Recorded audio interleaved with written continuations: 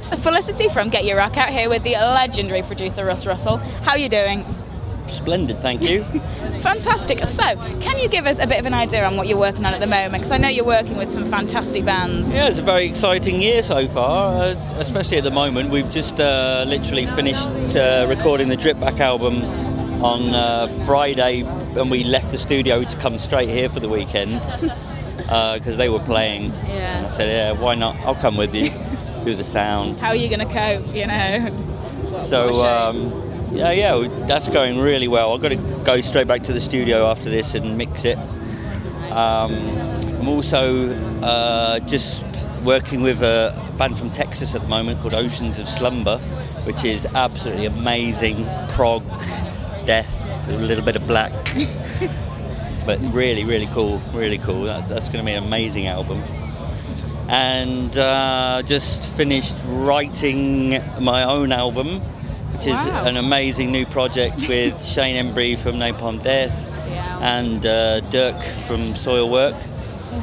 And we're currently looking for singers. Anybody want to sing on our album? A little bit of a hint in there. Have you got anybody in mind that you'd like for the job? Yes. There's a couple of people we're talking to. I can't mention names at the minute because we're sorting out deals and stuff. Nice. Yes, there will be several vocalists on it. Wow. Male and female. But yeah, it's a great project. We've been talking about it for years, doing this project. We love Triptychon, we love Celtic Frost, but we also love stuff like the Cocteau Twins, very ambient, very floaty, dreamy music. And we've been saying for years about how to put those kind of elements together. And we've done it. It's going to be an interesting listen. It's going to be very interesting. Like, I'm sure I remember you saying something about something to do with the track name having some kind of rodent in it. Am I right? Rodent in it? It was some kind of squirrel. Was it a squirrel or a guinea pig? I can't quite remember. No, that's another project. That's a whole different ball game. Again, that's with Shane from Napalm. We're massive Cardiacs fans. We love mental prog music, so we've written a track as an homage, as a tribute to our favourite band, the Cardiacs. When you think of Shane, you don't think squirrels. I must admit, it's not the first thing that comes to mind. Squirrel. What was it called? Squirrel Slippers. Squirrel Slippers. That's right. So where do you find the time for it all? Just never sleep. Don't ever go to bed. That makes sense. It's amazing how much you can fit in if you don't ever sleep. Brilliant. So obviously, you know, you've worked with some absolutely exceptional artists. If you had to pick the most challenging up to date, who'd it be? They're all challenging. They're all bastards.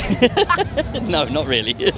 So yeah, if you ever worked with Russ, this is what he thinks of you. Not really. Challenging? Well, there's been lots of challenges for different reasons. I'd have to say that Dimmu Borgir, the last project we did together, was pretty challenging.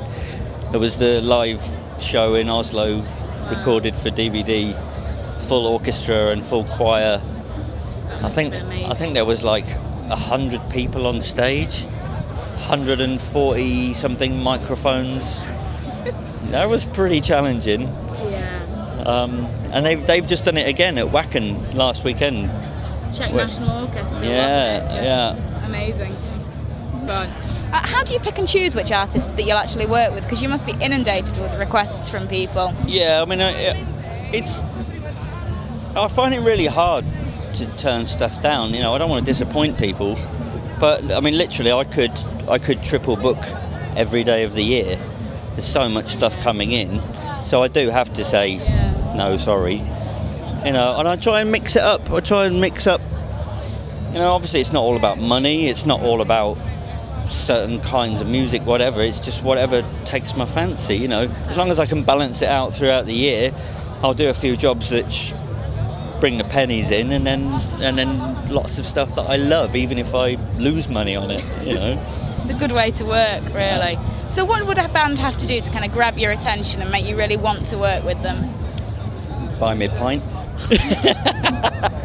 Not that you're cheap at all, like.